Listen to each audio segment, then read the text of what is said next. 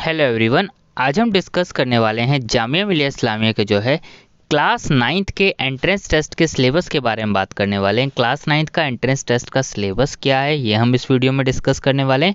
Eligibility criteria क्या है, कौन कौन से बच्चे एंट्रेंस टेस्ट दे सकते हैं, कौन सी बुक आपको परचेज करनी है, कैसे प्रिपरेशन करनी है और किस किस टॉपिक्स की वीडियो आपको जो है चैनल्स पे प्रोवाइड कराई जाएगी 2023 के लिए, ये सब हम इस वीडियो में एक एक करके जो है डिस्कस करने वाले हैं। चलिए सबसे पहले मैं आपको एलिजिबिलिटी क्राइटेरिया बता देता हूँ कि एलिजिबिलिटी क्राइटेरिया क्या है।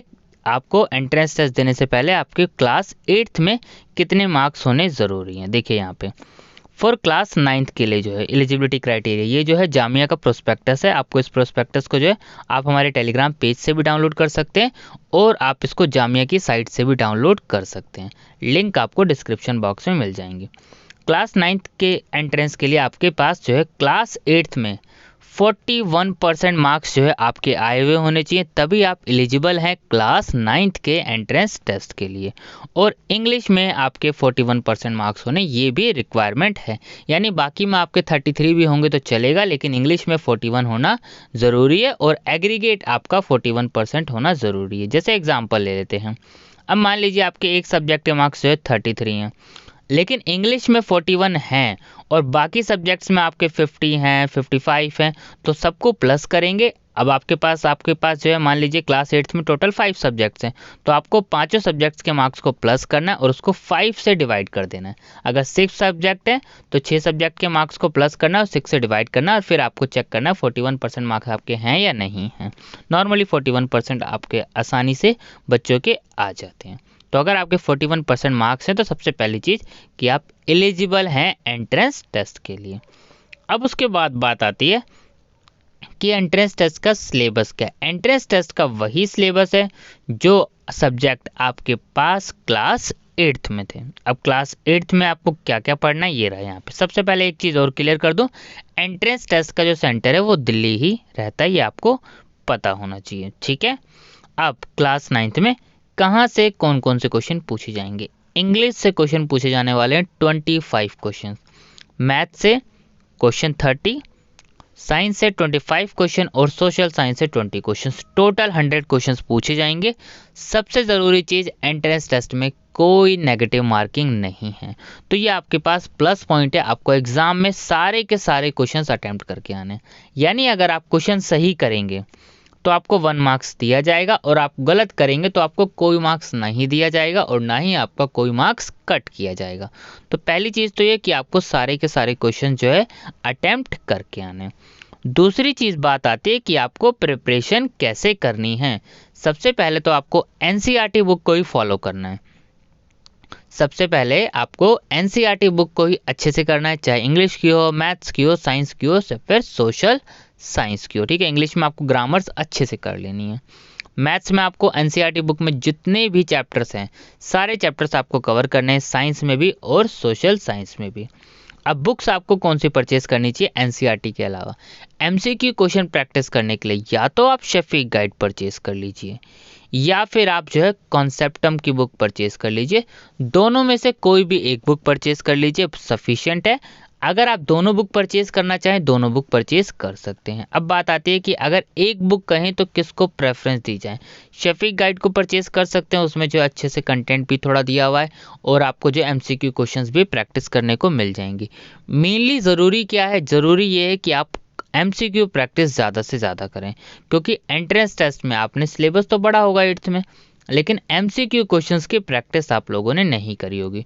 तो उस प्रैक्टिस करने के लिए आपको एक बुक चाहिए और उस बुक के लिए आपको कोई एक बुक परचेज करनी पड़ेगी। इसमें से पहली चीज़ तो आपको ये करनी है। दूसरी चीज़ आपको क्या करना है, आपने बुक परचेज कर ली वो ओके है। अगर आपने बुक नहीं भी परचेज करी है तो भी सबसे पहला काम है आपको प्रीवियस ईयर क्वेश्चन पेपर करना। जितने भी प्रीवियस ईयर क्वेश्चंस पेपर हैं 2016 से लेकर 2022 तक के आपको सारे पेपर्स कर लेने हैं। सारे पेपर चैनल्स पे अपलोड हैं, प्लेलिस्ट बनी हुई है, वहाँ से आप एक एक क्वेश्चन जो है देख सकते हैं। आंसर्स अपलोड हैं, सॉल्यूशंस के डिटेल वीडियोस भी अलग से अपलोड है, वो भी आप देख सकते हैं। अगर आप किसी टॉपिक्स का सॉल्यूशन चाहते हैं तो आप उसमें भी देख सकते हैं, अलग से वीडियो सॉल्यूशंस की भी बनाई हुई है, आंसर्स की वीडियो भी बनाई हुई है। तो सबसे पहला तो आपको यही काम है कि आपको सारे क्वेश्चंस के अच्छे से आंसर्स देख लेने कि किस किस तरीके के क्वेश्चंस आपसे एग्जाम में पूछे गए हैं। क्या आपको वो सारे क्वेश्चंस आते हैं? अगर आपको वो सारे क्वेश्चंस आते हैं तो बहुत अच्छी बात है, फिर आपकी तैयारी में कोई कमी नहीं आएगी। फिर आपको तैयारी उसी हिसाब से करनी है अगर आपने एनसीईआरटी बुक पढ़ रखी थी। अब आपने एनसीईआरटी नहीं पढ़ी, क्वेश्चन देखा आपको एवरेज लग रहा है, तो फिर आपको क्या करना है? सबसे पहले एनसीईआरटी पढ़नी है। क्वेश्चन पेपर करने के बाद ही, बिना क्वेश्चन पेपर किए आप प्रिपरेशन स्टार्ट मत कीजिएगा, क्योंकि आपको जब यही नहीं पता होगा कि एग्जाम में किस टाइप के क्वेश्चंस आ रहे हैं तो आप प्रिपरेशंस करना आपका वेस्ट हो जाएगा। ये आपको ध्यान रखना है, किस टॉपिक से क्वेश्चंस आ रहे हैं, किस टॉपिक से ज़्यादा क्वेश्चन आ रहे हैं, किस टॉपिक से कम क्वेश्चन आ रहे हैं, ये आपको पता होना ज़रूरी है। तो इसके लिए आपको सबसे पहले पेपर्स करने पड़ेंगे। पेपर करने के बाद आपको आगे की स्ट्रैटेजी क्या क्या फॉलो करनी है, अब चलिए एक एक करके बात करते हैं।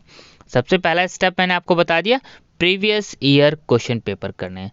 सारे पेपर वीडियो चैनल्स पे अपलोड है, आप वो देख सकते हैं। उसके बाद आपको जो है बुक्स पढ़ना स्टार्ट करना है। एनसीईआरटी जो चैप्टर्स करते जाएं, अगर आपने शफीक गाइड परचेज कर ली है या फिर करने वाले हैं, साथ साथ उसके एमसीक्यू क्वेश्चंस भी प्रैक्टिस करते जाएं, ये आपको ध्यान रखना है। ठीक है। तीसरी चीज़ आपको देख लेना है कि आप किस कैटेगरी से हैं, आपको कट ऑफ पता होनी चाहिए। प्रीवियस ईयर कट ऑफ की वीडियोस चैनल्स पे अपलोड है, 2022 की भी, 21 की भी और 2020 की भी। 3 साल की कट ऑफ डाटा आपको जो है वीडियोस चैनल्स पे मिल जाएगी। आपको जो भी साल की कट ऑफ चाहिए, यूट्यूब पे आप सर्च करें, आगे डाकिया इन्फो लिख दीजिए, आपको हमारे चैनल्स की वीडियो मिल जाएगी। कट ऑफ आपको ज़रूर देख लेनी है। अब कट ऑफ क्यों देखनी है? आपको एक ऑन एंड एवरेज आइडिया लग जाएगा कि सेफ स्कोर क्या है। अगर मैं आपको कहूँ सेफ स्कोर क्या है, अगर आप जनरल कैटेगरी से हैं तो कम से कम जो टारगेट लेके चलिए 80 प्लस का, लास्ट तक 80 प्लस तक के कैंडिडेट्स के एडमिशन होने, क्योंकि कट ऑफ बढ़ती ही जा रही है और डिपेंड ये भी करेगा कि पेपर कैसा आता है। अगर पेपर इजी आएगा तो कट ऑफ और हाई हो सकती है। तो मैं आपको एक ऑन एन एवरेज बता दूं, अगर आप मुस्लिम कैटेगरी से, मुस्लिम वोमेन कैटेगरी से, तो आप 70 प्लस का टारगेट लेके चलिए। अब देखिए सारे सब्जेक्ट्स में तो आप परफेक्ट नहीं हो सकते, तो कोई भी, जैसे अब यहाँ पे देखिए 4 सब्जेक्ट्स हैं, किन्हीं 3 सब्जेक्ट्स को बेस्ट टारगेट दे दीजिए और एक को आप जो है ओवरऑल अच्छे से थोड़ा सा वैसे पढ़ लीजिए और 3 को बेस्ट तरीके से कर लीजिए, आपका एंट्रेंस ईजिली निकल जाएगा। जितनी ज़्यादा आप प्रैक्टिस करेंगे और जितना पहले तैयारी शुरू करेंगे उतना ज़्यादा आपके लिए अच्छा होगा। ठीक है, तो ये आपने कर लेना है।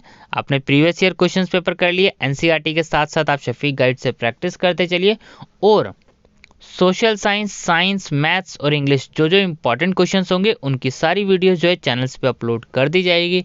एक एक करके चैप्टर्स वाइज जो भी टॉपिक्स की वीडियोस हैं वो सब आपको चैनल्स पे कोशिश की जाएगी ज़्यादा से ज़्यादा वीडियो प्रोवाइड करा दी जाए ताकि आप लोगों को कोई दिक्कत ना आए। ठीक है, तो ये सारी चीज़ें आपको करनी है और ज़्यादा आपको नहीं करना है, ज़्यादा से ज़्यादा आपको रिवीजन करनी है। अगर आप रिवीजन कम करेंगे तो आपको प्रॉब्लम्स हो सकती है, तो ये आपको ध्यान रखना है, किसी भी चीज़ में आपको कमी नहीं रखनी।